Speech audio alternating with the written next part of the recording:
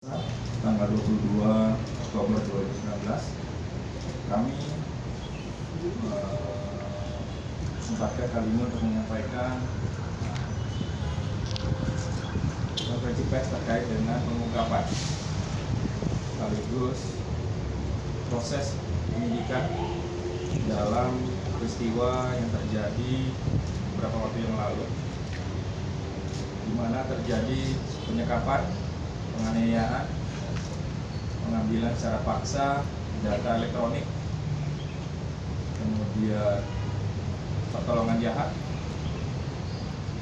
termasuk penyebaran berita bohong, termasuk di dalamnya adalah ujaran kebencian. Saya ulangi, Subdit 3 Resmob di Treskrimum Polda Metro Jaya pada hari Selasa tanggal 1 Oktober 2019 bertempat di salah satu tempat ibadah di Pejombongan, Jakarta Pusat,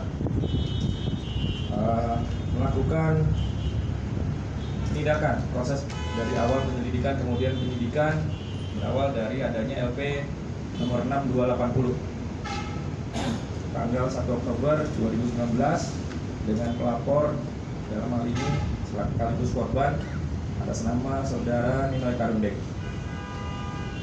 Di dalam LP tersebut tercantum pasal diantaranya 48 Undang-Undang ITE junto pasal 32, kemudian 365, 480, kemudian juga 333, 335, dan 170 KUHP. Diketahui oleh beberapa orang oknum ya, dan kemudian terjadi pengeroyokan, penganiayaan secara bersama-sama, kemudian juga penyekapan di salah satu tempat rumah ibadah yang ada di Pejombongan, Jakarta Pusat. Setelah itu ada upaya mengambil alih barang-barang milik pribadi yang bersangkutan oleh korban, diantaranya data elektronik yang ada di dalam laptop, handphone, dan beberapa media penyimpan data. Dari 15 orang ini dilakukan proses penahanan, dan berikutnya ada 2 orang karena alasan kesehatan kemudian kita tangguhkan. Namun dalam perkembangan atau langkah berikutnya kita akan tetap melengkapi berkas perkara untuk selanjutnya dikirim ke rekan-rekan di kejaksaan.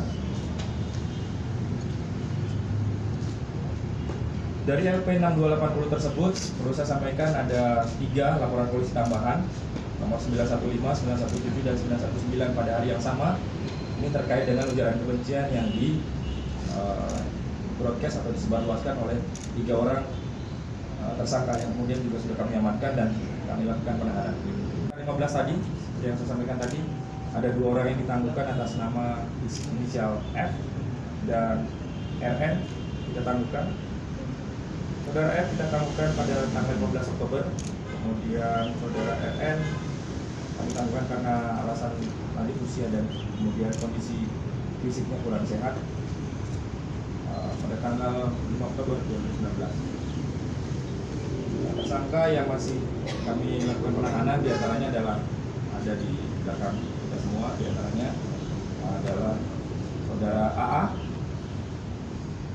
pekerjaan dia sebagai sehari-hari sebagai desainer grafis. Kami amankan yang bersangkutan di Pondok Aren. Setelah LP dibuat, rekan-rekan dari Subdit 3 Resmob bergerak cepat selain memenuhi alat bukti awal, kemudian juga melakukan pencarian terhadap terduga pelaku. Peran AA ini diantaranya adalah menyebarkan video pengeroyokan terhadap korban saudara Ninoy Karundeng, kemudian menyebarkan konten penghasutan di salah satu WA group GMF, inisialnya GMF. Selanjutnya ada saudara YY, kelahiran tahun 65, pekerjaan sehari-hari konsultan keuangan, tidak perbankan. Kita amankan di Bogor, Jalan Raya Semplak pada tanggal 1 Oktober 2019, yang lebih sekitar pukul 19 waktu Indonesia Barat. Peran yang bersangkutan menyebarkan video pengeroyokan sama dengan saudara tadi, kemudian menyebarkan konten juga penghasutan di WA Group TDB, ya, menyebar luas dan kemudian kita lakukan penindakan. Ada sampai kebencian dan juga berita terkait dengan penghasutan atas nama inisial ARS, kelahiran tahun 1967. Peran menyebarkan video pengeroyokan juga terhadap korban luka pendek dan kemudian menyebarkan itu di WA Group YNF sama dengan saudara A tadi di atas. Yang bersangkutan kita tangkap pada tanggal 2 Oktober 2019 di Jalan Jurniadin, Pondok Aren, Tangerang Selatan. 3 orang yang saya sebutkan pertama adalah terduga pelaku dan sudah kami lakukan penahanan terkait dengan ujaran kebencian dan penyebaran berita bohong dan penghasutan. Berikutnya ada saudara RF, kebencian dan juga berita terkait dengan penghasutan atas nama inisial ARS, kelahiran tahun 1967.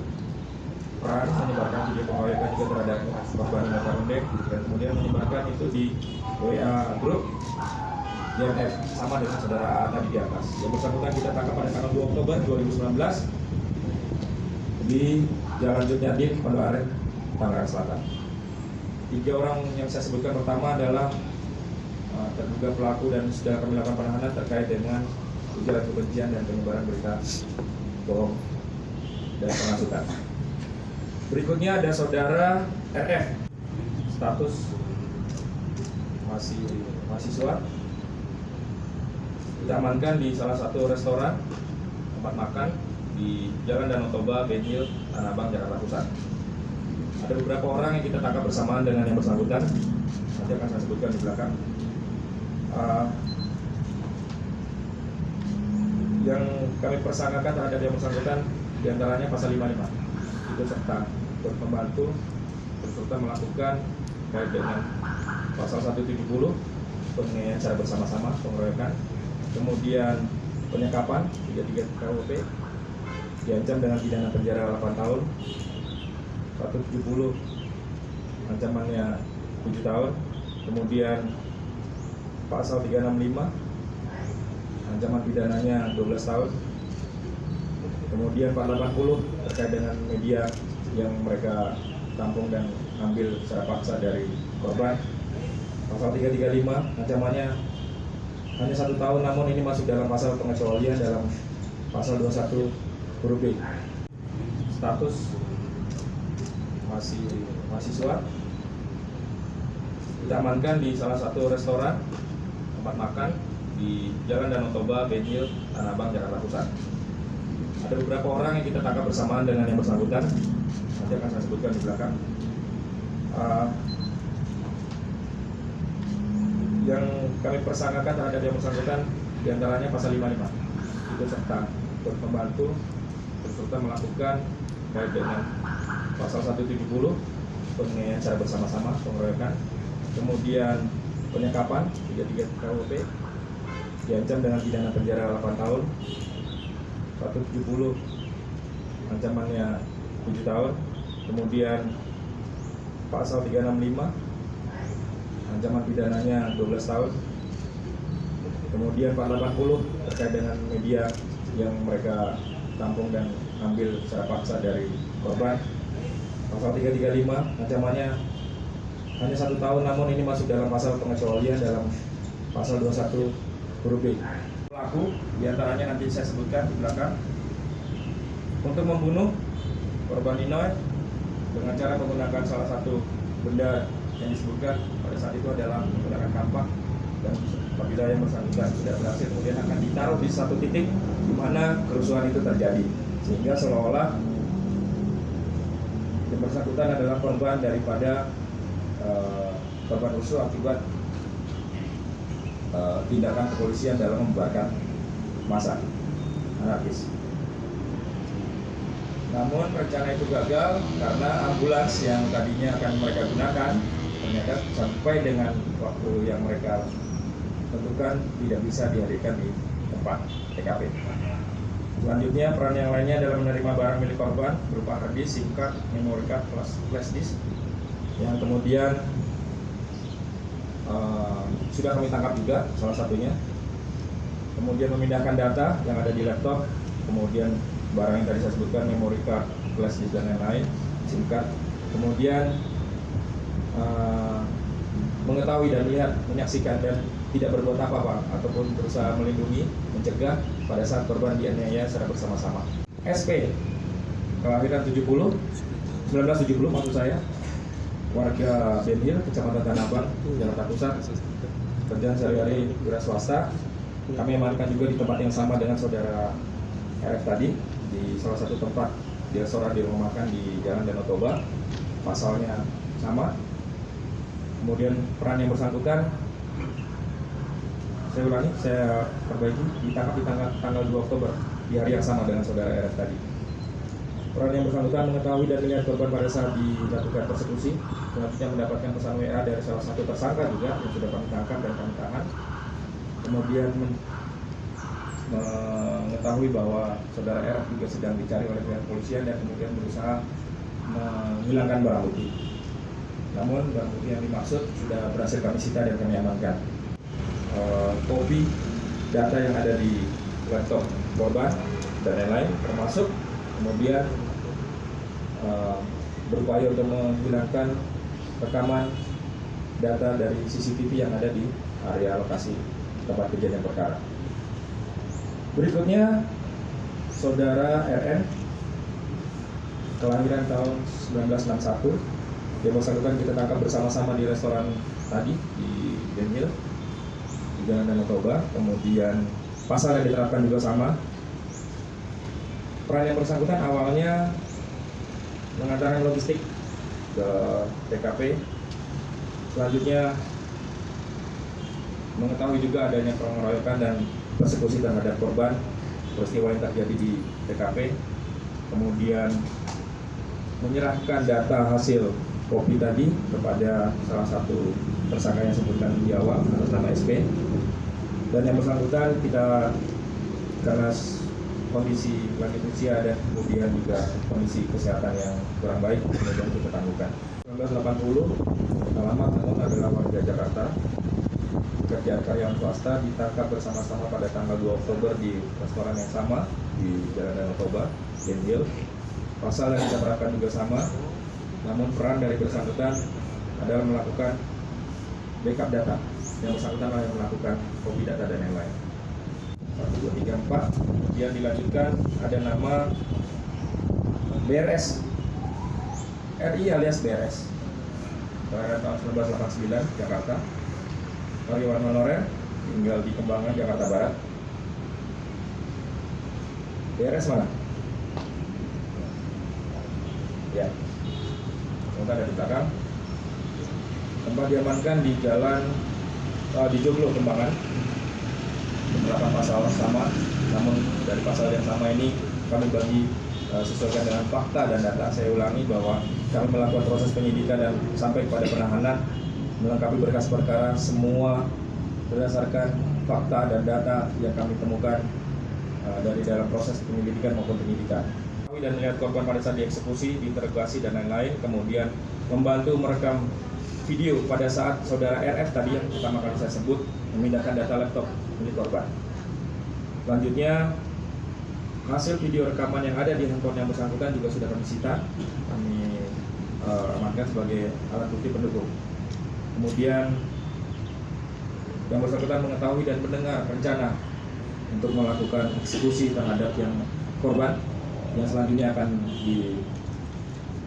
diletakkan nanti di area tengah-tengah area rusuh pada saat masa anarkis masih dibubarkan, upaya untuk dibubarkan oleh pihak polisian menggunakan kampak.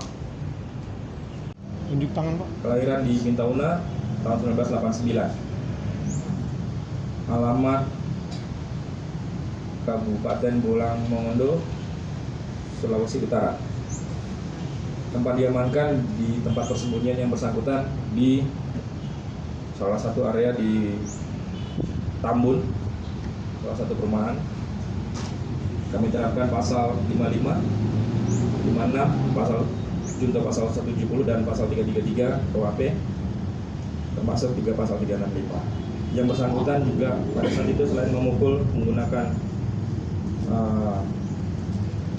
tangan ke wajah kanan pas sampai 5 kali sesuai dengan rekaman CCTV yang kami dapat, dan itu juga menjadi alat bukti kami dalam proses penyidikan selanjutnya. Yang bersangkutan juga sempat menanyakan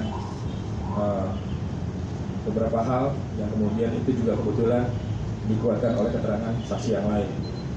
Tanggal 30 September 2019, saudara korban Ina Garundeng yang pada saat itu sedang melakukan peliputan berita, di mana kita ketahui bersama bahwa pada hari dan jam yang sama sudah terjadi unjuk rasa yang kemudian kebetulan berakhir dengan beberapa tindakan anarkis di beberapa tempat secara sporadis, dan kemudian dilakukan pembubaran massa yang awalnya didahului dengan himbauan untuk membubarkan diri. Namun karena beberapa rekan-rekan dari peserta unjuk rasa ini kemudian menolak untuk membubarkan diri, sehingga kami dari pihak kepolisian secara bertahap sesuai dengan eskalasi yang ada, kami melakukan langkah-langkah untuk mendorong ataupun membubarkan peserta unjuk rasa tersebut. Dan diantaranya kemudian